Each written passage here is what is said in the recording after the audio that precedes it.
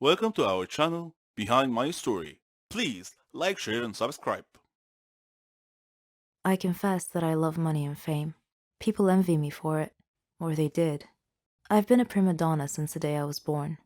All girls dreamt of being me. My father helped my brother and I achieve all our dreams. But there was one fly in the ointment, and this is my story. My name is Amelia. I'm 17 years old. My father's a businessman. My mother came from a rich family, so we were quite wealthy, rolling in dough, one might say. My brother Arthur was handsome, older than me. He went to flight school. We lived a good life without a care in the world. We had everything: cell phones, clothes, cars, servants, opportunities to travel the globe. We wanted for nothing. The most important thing was our happiness. And so my story starts at the villa where I lived with my family. My father employed many servants to attend to our every need. Martha was our head servant. She was in her 40s, funny, smart. Arthur and I loved her. Oddly, we didn't view her as a servant because she took such good care of us.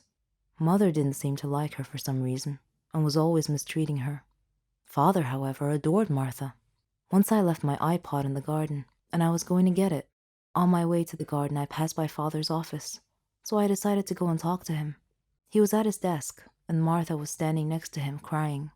I figured it was because Mother had mistreated her again. Father saw me standing there, and he asked me why I was still awake, and I told him about my iPod. I didn't think much of it at the time. As time passed, Mother and Martha's disputes became more frequent every day.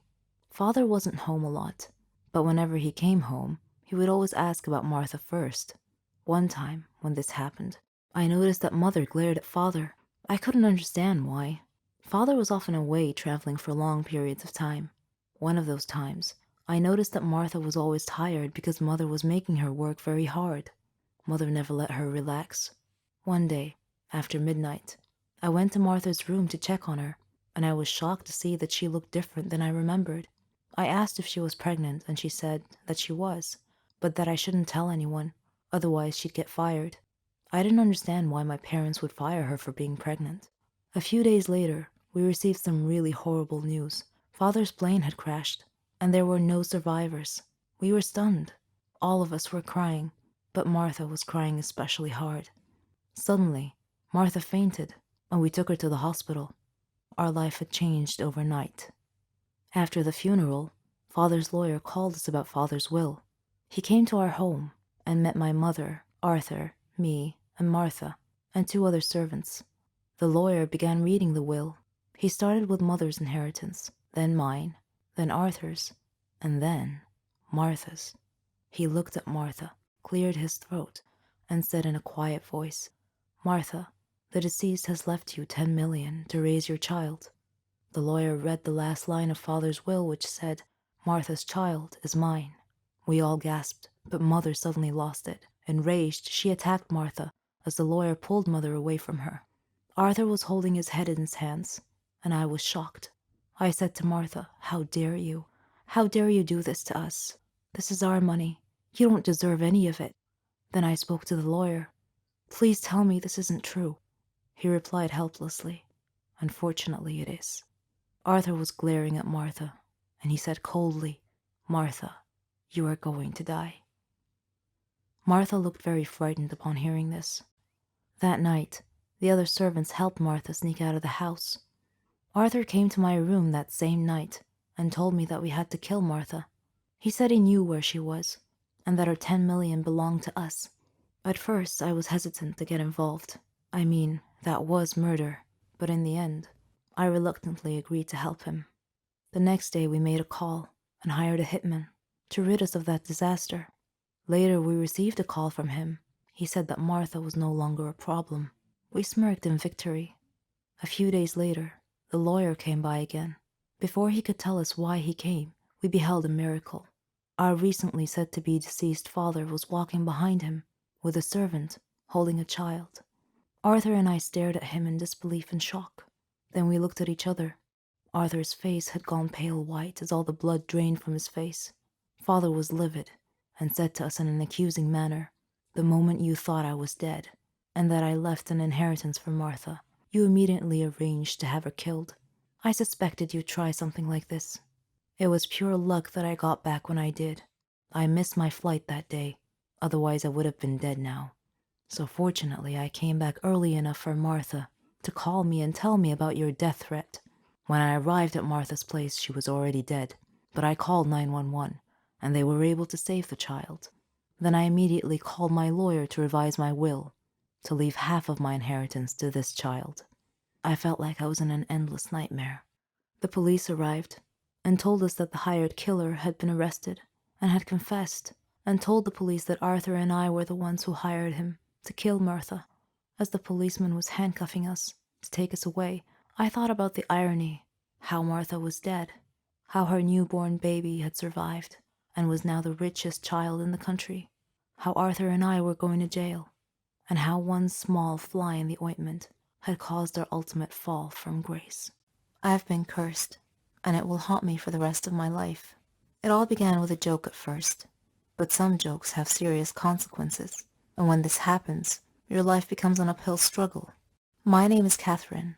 I'm 16 years old, and I live with my parents and my little sister Mara. I like music, acting, and watching action movies. I play baseball and practice ballet. I've even won a lot of prizes. I just had one problem. I like to make fun of people. It's like an addiction. I never watched what I said, nor did I care who it hurt. The kids I picked on were actually kind and gentle, but that just encouraged me even more. My friends were exactly like me. In fact, I was their leader. We walked like we owned the school. We had a classmate named Norman. He wasn't exactly what you'd call in good shape. He was quite the opposite of fit. During class breaks, my gang and I would steal his lunchbox and throw it around each other, keeping it away from him. We watched him run trying to catch us, but he'd stop halfway. The extra weight didn't help him, and he'd quickly run out of breath. Whenever he entered the classroom, we would surprise him by throwing old, musty vegetables and fruits at him. Norman tolerated our teasing. He didn't seem to mind much. But then, one day, a joke went a bit too far. We conceived an evil plan. We told him that there was going to be a photo contest, and the person who makes the funniest pose wins. Norman was so gullible that he believed us. He actually gave it some thought. Then he posed for us. We did our best not to burst out laughing while we took pictures for him. The next day, when he came to school, Norman discovered that his photo shoot pictures had been posted all over the classroom walls, and the kids were laughing, writing comments all over the place. Norman was mortified, and he looked around at his classmates' faces. They were all laughing and pointing at him.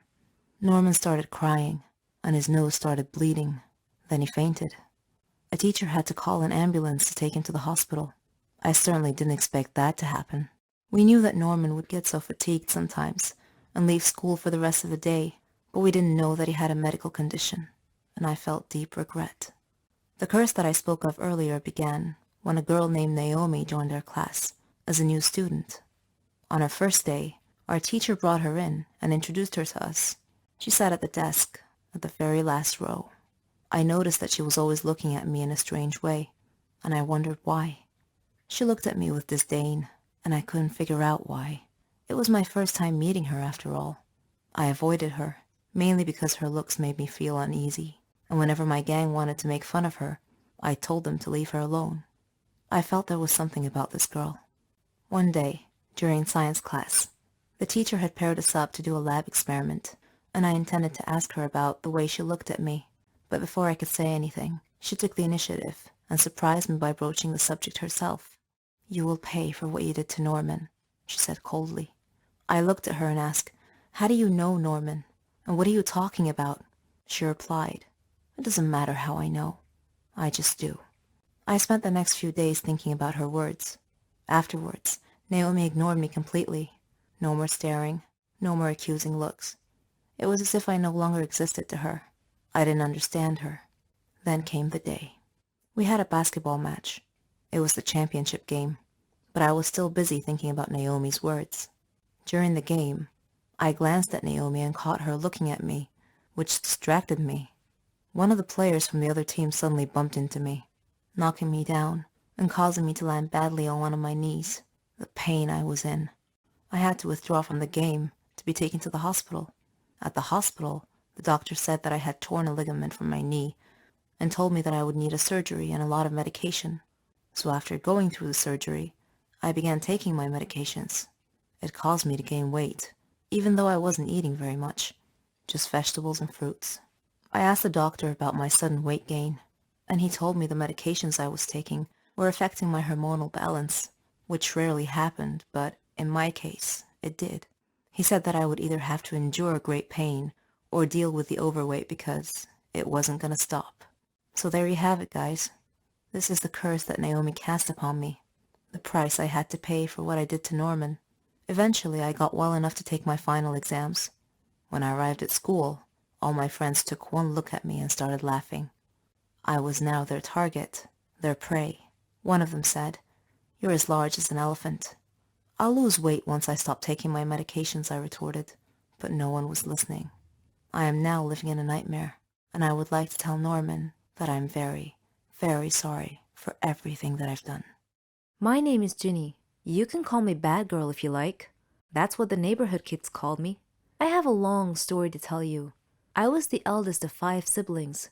My mother died of illness, and my father was crippled in a car accident. He couldn't walk, and he had to use a wheelchair.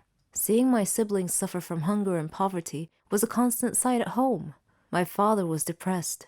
Our neighbors helped us a lot, but I was constantly worried what would happen if they ever stopped, so I decided to try and find a job. I knew it wouldn't be easy because I was only 15. Who'd want to hire a 15-year-old? Though I was apprehensive and lacking confidence, I made up my mind to get a job. I went to many places, clothing shops, flower shops, grocery stores. The answer was the same. We're not hiring at the moment. One day, feeling down, I was walking aimlessly with no destination in mind, when suddenly I found myself near a hospital. On an impulse, I entered. I saw a nurse, but she seemed too gloomy to talk, so I looked around and found another nurse who looked a bit kinder. She noticed me and asked if I needed any help. I told her that I was looking for a job. Any job. I'd even mop and clean. She felt sympathy for me and told me not to worry. Then she went into the manager's office. I was worried. Was I in trouble? A minute later, she called me in to meet the manager. He seemed very kind, and he quietly asked for my name. I told him it was Ginny. He told me that Martha, the kind nurse who was helping me, told him that I was looking for any job available. He said he had a job for me, but he was concerned that it might be a problem. I felt a pang of fear and asked what the problem was. He said that I would have to work night shifts. That was it? I felt so relieved. I immediately agreed, and he said that he liked my enthusiasm and that I could start tomorrow. I was so happy. I returned home quickly, hugged my siblings, and kissed my father's hands. I told them everything about my new job. My father looked at me sadly and said that I was too young to have to bear this responsibility. I told him that it was okay and that I could deal with it. When I went to work at the hospital every night, there was a gang of young kids who were always loitering around the neighborhood. I hoped they wouldn't bother me, but my hopes were in vain. They made fun of me every time I passed them. I never told my family about this, though. I began work as a cleaning lady, but due to my diligence and intelligence, I was able to learn a little bit about nursing. So, I was able to get promoted, first to nursing assistant, then to a nurse. My colleagues supported me a lot. Everything was almost perfect, except for the neighborhood gang that was always bothering me and calling me Ginny the Bad Girl. I wished they would just go away and leave me alone. Then, one day, a miracle happened. While I was working at the hospital, the neighborhood bullies came in, carrying their leader. He was badly injured. His whole body was covered in blood. They were shouting for someone to help them, and when they saw me, they pleaded with me to save him. I worked quickly with the other staff. His condition was serious. He had been in a terrible motorcycle accident. The staff and I worked feverishly to stabilize his